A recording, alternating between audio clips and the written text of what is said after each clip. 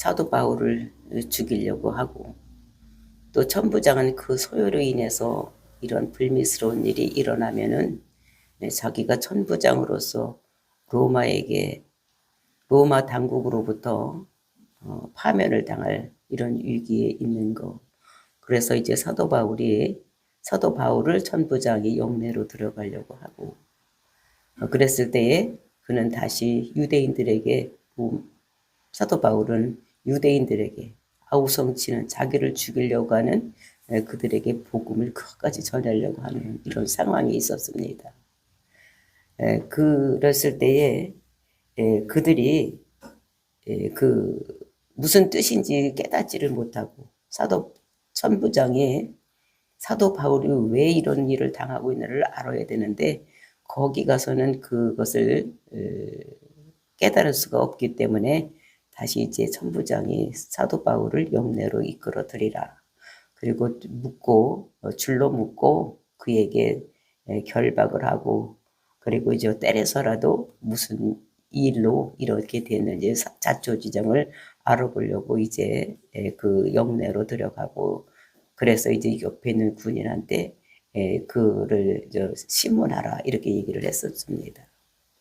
그랬을 때 사도 바울이 자기를 때리고 묻고 이러는 것을 보면서 로마 시민을 이렇게 해도 되느냐 이렇게 했더니, 그 군인이 들어보니까 이 사람이 유대인이 아니라 로마 시민권을 가지고 있는 사람이니까 이거 큰일 났다 생각해서 천부장에 가서 얘기를 합니다.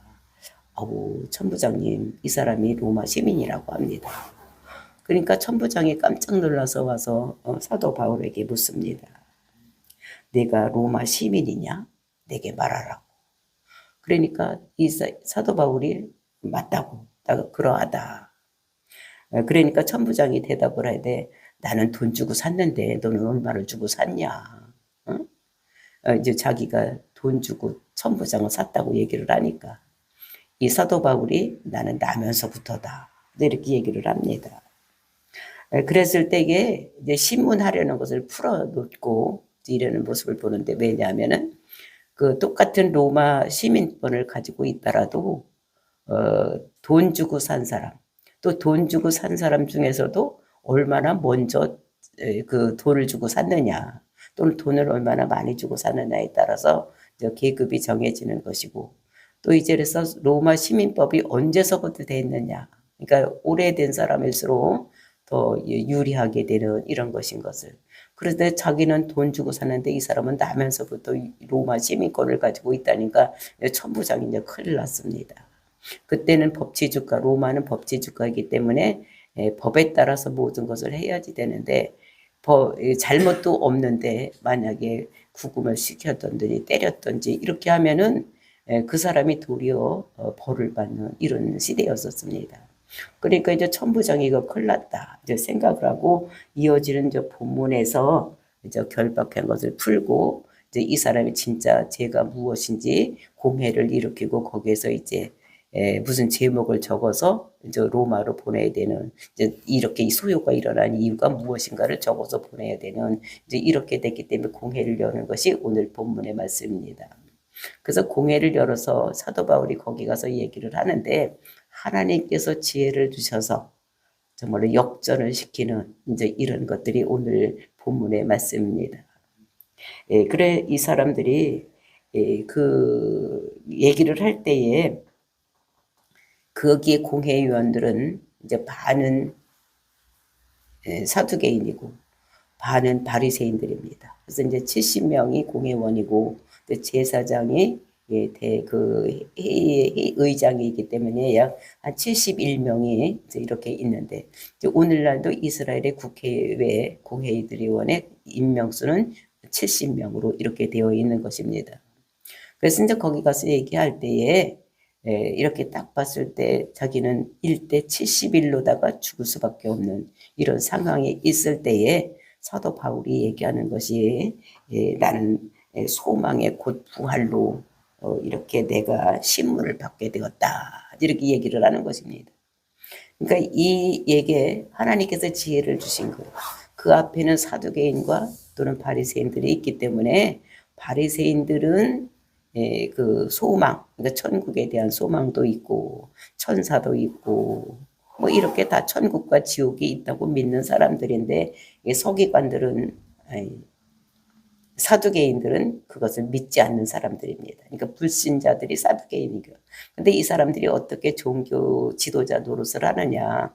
이것은 돈을 주고 로마에서 그 권한을 싸가지고 와서 하고 있는데 그 제사를 지내지 않으면 자기들이 생활을 유지를 할 수가 없기 때문에 이제 제사만 율법만 그 구약만 믿고 있는데 그 구약 중에서도 그 레이인들이 제사 지내는 거 이것만 믿고 있는 이런 사람들이 서기관들입니다. 그러니까 이것을 하나님께서 그 입을 통해서 간파하게 하시고 전하게 하셔서 이 사람들을 둘로 반나눠서 그래서 1대 70일이었던 이런 것이 완전히 죽을 수밖에 없는 이런 상황에서 하나님께서 나타나셔서 그 바리새인들을 통해서 이 사람이 나도 믿는 이런 예수를 믿는다고 잘한 것이라고 이렇게 칭찬을 함으로 인해서 이제 그것이 이제 그 죄인이라는 것이 이제 확인되지 않는 이런 모습을 볼 수가 있는 것입니다. 하나님께서는 마지막 그 결정적인 상황에서 사도 바울 편이 되어서서 그러니까 무죄로 석방될 수밖에 없는 이런 것들을 얘기를 하고 있는 이런 모습을 볼 수가 있습니다. 그래서 그 밤에 하나님께서 나타나셔서 모든 것을 원점으로 돌려놓는 그래서 이제 로마로 갈 수밖에 없는 이런 상황을 만들어 놓는 것이 오늘 본문의 말씀인 것입니다. 저와 여러분들 삶 가운데서도 정말로 결정적일 때에 하나님께서 지혜를 주셔서 우리가 복음을 전하는데 앞장섰을 때 하나님께서 늘 지키시고 보호하시고 있다는 것을 깨닫는 저와 여러분이 되시기를 예수님의 이름으로 축원을 드립니다. 그러니까 30절 말씀입니다. 이튿날 천부장은 유대인들이 무슨 일로 그를 고발하는지 진상을 알고자 하여 그 결박을 풀고 명하여 제사장들과 온 공회를 모으고 바울을 데리고 내려가서 그들 앞에 세우니라. 그러니까 천부장이 보디가드가 되는 거예요. 천부장이 이제 사도 바울을 잘 옆에서 이렇게 지키면서 무슨 해를 입을까 이렇게 하면서 어디로 내려가냐면 공회로 내려가는 이제 천부장이 이제 공회를 여는 이런 모습을 볼 수가 있는 것입니다. 그래서 이제 그 이튿날 공회가 열리는데 공회에서 일어나는 일이 사도 바울이 말한 것이 1절 말씀입니다.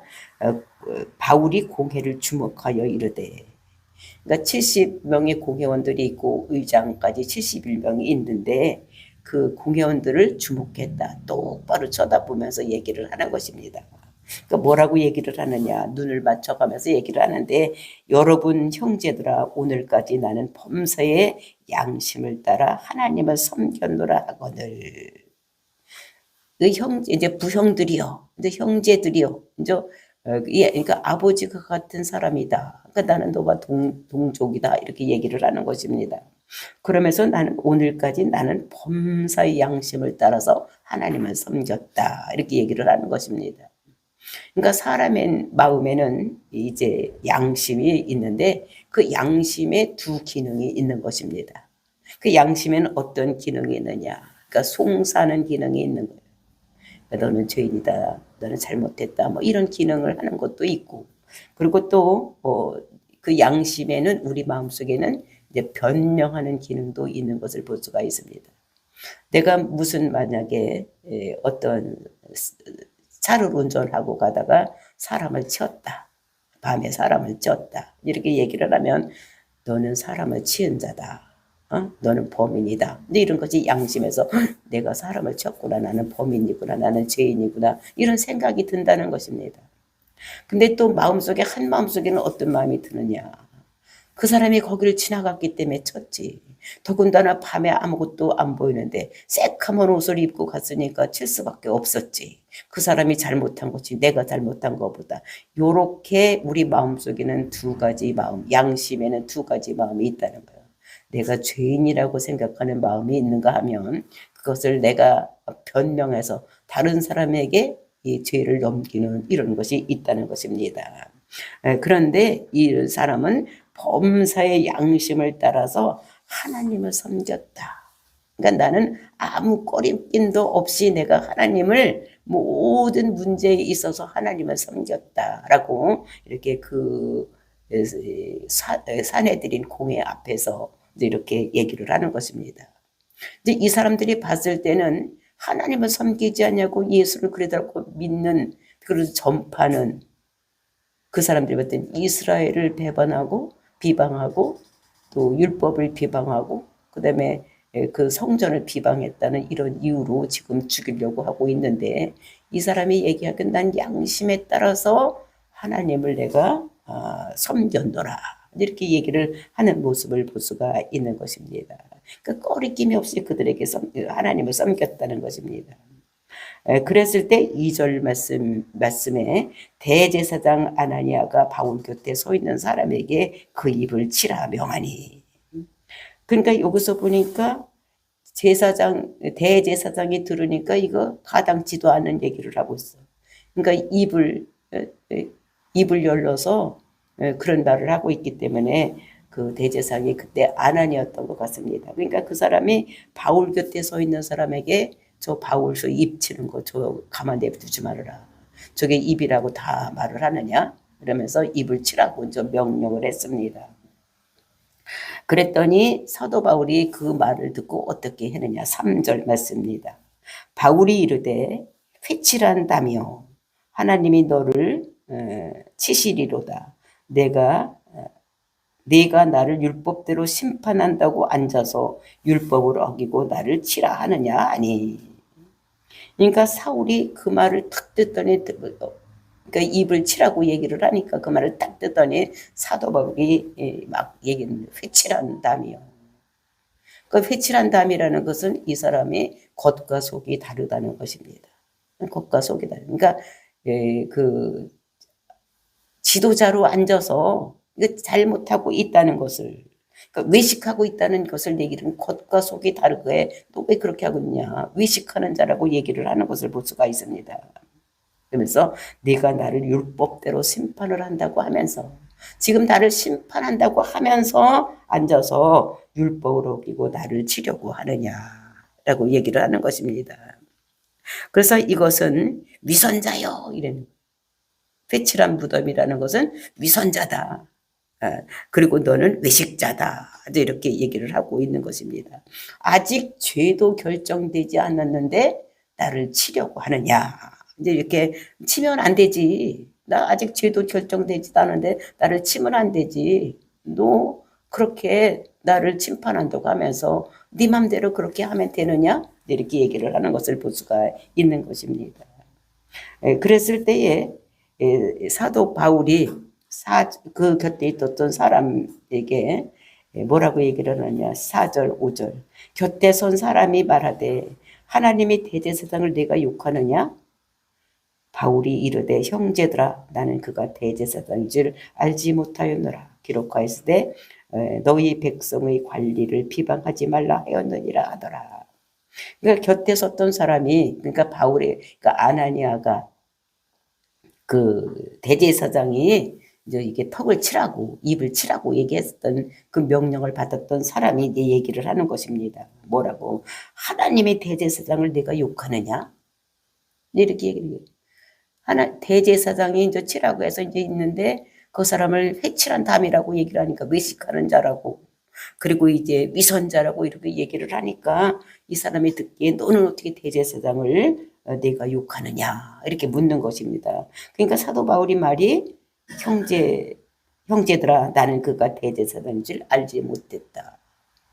그러니까 이제 자기가 이제 화가 나서 자기가 할 일을 싹 얘기를 했다는 것을, 이렇게 했더니 그 사람이 대제사장인 거. 그러니까 이 사도 바울이 갑자기 겸손하게 꼬리를 착 내리면서 나는 그가 대제사장인 줄 몰랐다 이렇게 얘기를 하는 것입니다. 이 사도 바울이 그 사람이 대제사장인 줄 몰랐던 것 같습니다. 왜냐하면 이제 그때에 그 공회를 열은 것이 뭐 어떤 공회를 열려고 된 것이 아니라 갑자기 천부장이 공회를 열었기 때문에 아마 대제사장은 대제사장의 이 옷을 입고 뭐 가운 같은 거, 그러니까 우리가 그 대제사장이 입는 옷이 있는데 에봇 같은 거, 뭐 이런 것을 입고 나오지 않냐고 보통 사람이랑 똑같이 옷을 입고 나왔으니까 이 아나니아를 보고 이 사람이 대제사장을 모르는 것 같아요. 왜냐하면 이 사람이 지금 사도 바울이 그 예루살렘에 있을 때가 언제냐면 우리가 사도행전 15장에 보면 예루살렘 종교회의를 했을 때 근데 그때에 거기 와서 있었는데 그리고 이제 가서 선교 여행을 하고 돌아다니다가 지금까지 약간 10여 년이 지났으니까 아마 대제사장이 바뀐 것 같습니다. 근데 대제사장이 바뀌었으니까 얼굴도 모르고 또 옷을 입었으면 대제사장인지 알았을 텐데 그때 갑자기 하는 바람에 아마 옷도 안 입고 나왔으니까 대제사장인지 모르는 거예요. 그러니까 내가 알지 못해서 그랬다. 그러면서 기록되었을 때 너희 백성이 관리를 비방하지 말라 하였느니라 하라. 이것을 이제 출애굽기에 나오는 말씀을 사도 바울이 인용해서 하는 것을 볼 수가 있는데 출애굽기 22장 28절을 보면 너는 재판관을 모독하지 말며 백성의 지도자를 저주하지 말지니라. 이런 말을 주신 것이 있습니다. 그래서 사도 바울이 그거를 얼른 대면서 이렇게 하지 말라고 그랬는데 나는 지금 그 사람이 대제사장인지를 몰랐다. 그래서 내가 그렇게 한 것이다 라고 이렇게 그 자기의 잘못을 그리고 몰라서 그랬다는 것을 확실하게 드러나면서 지도자나 또는 대제사장을 비방하지 말라고 했는데 내가 몰라서 그랬다 이렇게 얘기를 하는 것을 볼 수가 있습니다. 그러면서 6절 말씀 바울이 그중 일부는 사두개인이요 다른 일부는 바리새인 줄 알고 공회에서 외쳐 이르되 여러분 형제들아 나는 바리새인이요 또 바리새인들이 아들이라 죽은 자의 소망 곧 부활로 말미암아 내가 신문을 받노라. 이제 바울이 딱 이렇게 말을 하고 이렇게 보는데 그 상황이 딱 파악이 된 것입니다. 어떤 상황이라고 파악되느냐. 거기에는 그 공회원 중에는 바리새인들이 반이고 또 사두개인들이 반이 있다는 것을 딱 느낄 수 있도록 하나님께서 사도 바울에게 지혜를 주시는 이런 것을 볼 수가 있는 것입니다. 그래서 그것을 보면서 어떤 말을 했냐. 공회에게 외쳐 일렀다. 큰 소리로 이렇게 자신감 있게 얘기를 하는 것을 볼 수가 있는 것입니다. 그래서 사도 바울이 그 사대들인 공회 앞에서 큰 소리로 외친 것이 무엇이냐. 여러분 형제들아. 자기의 형제들이라는 거. 다 형제들이라는 거예요. 그래서 나는 바리새인이요. 또 바리새인의 아들이라. 죽은 자의 소망 곧 부활로 말미암아 내가 신문을 받노라. 그러니까 나는 바리새인들이라. 나는 바리새인이라는 거예요. 그리고 나만 바리새인이 아니라 나의 아버지도 바리새인이고 나를 가르친 그 사람도 바리새인이었다. 가멜리엘도 바리새인이었다. 나는 그러니까 온전히 바리새인이다 라고 얘기를 하는 것입니다. 그러면서 이제 바리새인들을 하고 이제 사두개인이 반반씩 나눠져 있으니까 이제 이 사람을 반을 자기 편으로 끌어들이기 위해서 이렇게 하는 것입니다. 근데 사두개인과 바리새인이 어떻게 다르냐. 사두개인들은 지금 권력을 가지고 있는 장악하고 있는 사람들입니다. 다 지도하고 이렇게 하는 사람들인데 이 사람들은 원래 라실인이 아니라 어떻게 되느냐. 돈을 주고 가서 권력을 사가지고 온 사람들이에요. 이 사람들은 천사도 없고 내세도 없고 그리고 이제 부활도 없고 없다고 믿는 사람들이에요. 다 없다고 믿는데 뭐만 하느냐. 제사만 드려서 돈을 착취해서 사는 이런 사람들. 권력에 빌붙어서 돈을 착취해서 돈 벌고 사는 이런 사람들이 사두개인이에요. 이 사람들은 그러니까 믿음이 없는 사람들입니다. 천사도 없고 내세도 없고 천국도 없고 아무것도 없다는 거예요. 부활도 없고 죽음 이후에는 아무것도 없다고 믿는 사람들이 사두개인들인 거예요. 근데 바리새인들은 어떤 사람이냐. 그 유대인들이 옛날에 그 조상들이 어떻게 되냐면 바벨론으로 포로로 잡혀갔어. 포로로 잡혀가서 생각하니까 하나님이 센 하나님이라고 우리에게 얘기했는데 하나님이 이렇게 기운이 없어서 우리를 바벨론 포로로 잡혀오게 했나. 정말 이런 하나님의 우리가 믿어야 되나 이런 생각을 하고 율법을 열심히 읽다 보니까 하나님을 잘못 섬기면 이렇게 포로로 간다는 것이 적혀져 있는 거예요. 그래서 자기들이 우리가 하나님을 섬겨야 되는데 하나님을 섬기지 않고 우리가 바알을 섬겼기 때문에 우리가 그 벌로 인해서 우리가 여기 와서 있구나. 그러면서 이제 열심히 율법을 연구를 하고 그 율법대로 살으려고 아주 조목조목이 다 지키려고 했던 이런 사람들이 바리새인들입니다. 그런 사람들이 바리새파요 서기관들인 거죠.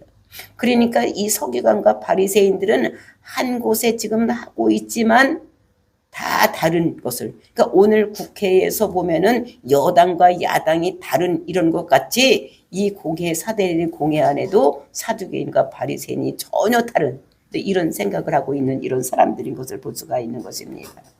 그러니까 거기서 이제 이 사람이 자기가 바리새파다. 나는 소망 곧 부활로 말미암아 내가 신문을 받는다.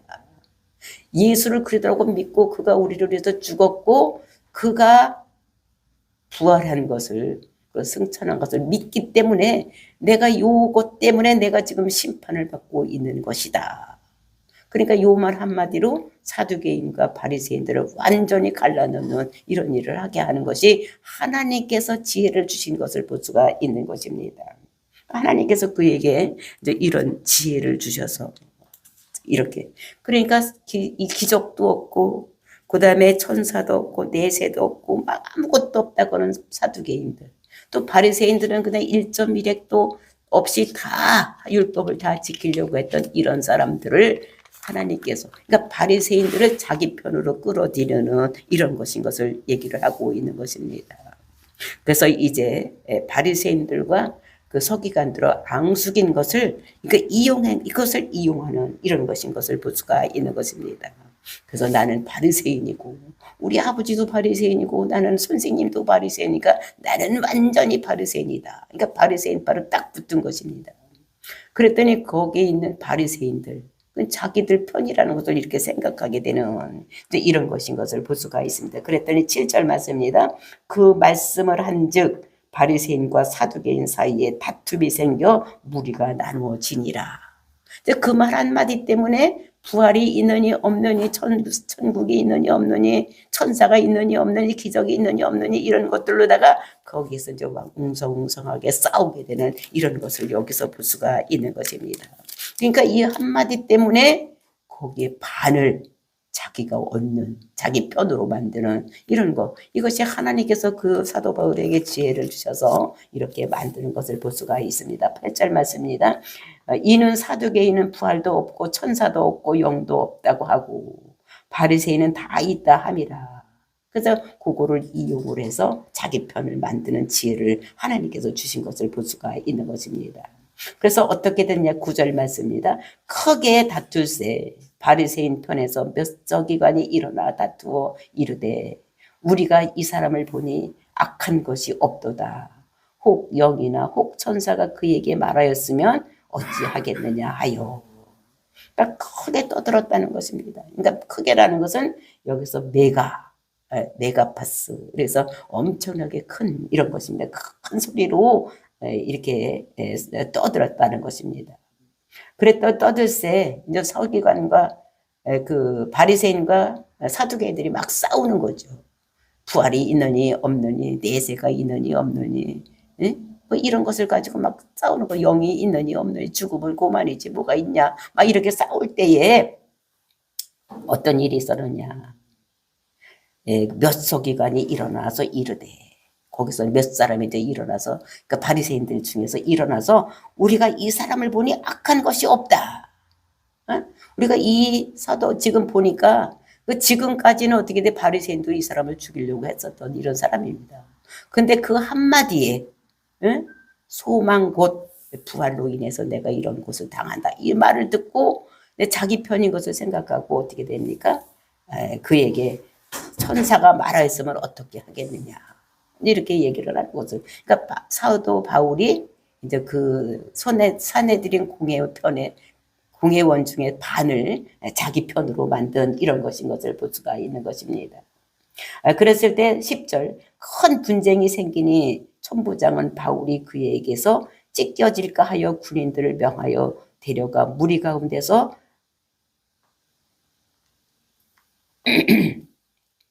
우리 가운데서 빼앗아 가지고 영내로 들어가니라.